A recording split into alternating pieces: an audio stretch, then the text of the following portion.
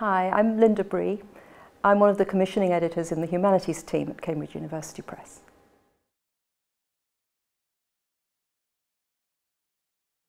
The proposal will come initially to the commissioning editor. It's a help if it's addressed to the commissioning editor, but it'll generally find its way to the right person anyway.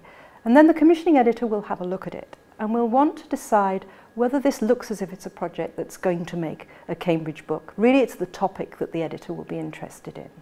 And if the editor thinks that that will work and it will make potentially a book that we would like to see on our list, then the next stage is actually to find out how good it is. And for that, we want to go to outside reviewers. And therefore, we go to reviewers who are specialists in the field. Usually, we'll take 2 reports on a script that comes into us. If there are 2 nicely positive responses, then we will take the book forward with a recommendation that a contract is offered.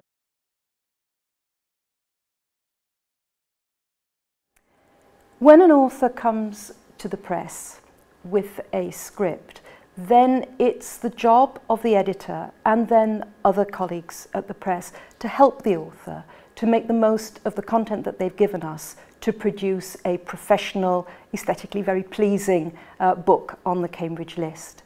And that begins right at the beginning with the assessment process, because obviously when the reviewers send in their comments on the script, these are often enormously helpful in improving an argument, in making changes that will make things more understandable for the reader. Then later on, when it goes into the production process, the author works again very closely with a number of different people at the press in order to continue to improve that script as it's going through to publication.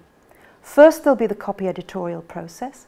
A professional copy editor will read every word of the script and will go through it with the author in terms of questions and answers usually to try to sort out anything that perhaps doesn't quite make sense, isn't quite understandable, or make the best of illustrations or make the best of any tables or appendices that come through, so that the whole thing is very clearly and professionally produced. A proof is then created, and that then goes through our final typesetting process so that a very professional book is produced at the end of it.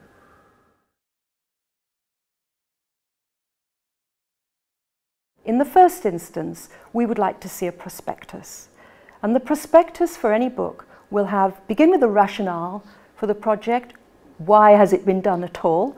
What new is it doing? How does it relate to other books in the field? And just what is so special about this book proposal that means that the press will want to take it on. So when you're describing your argument, do it in general terms. Say what it is that's new, what it is that's different. But don't go into the great intricacies of exactly where you're going at the end of chapter 4. You follow that with some very practical things. A table of contents so that you can see very clearly where the book is from start to finish and what it includes.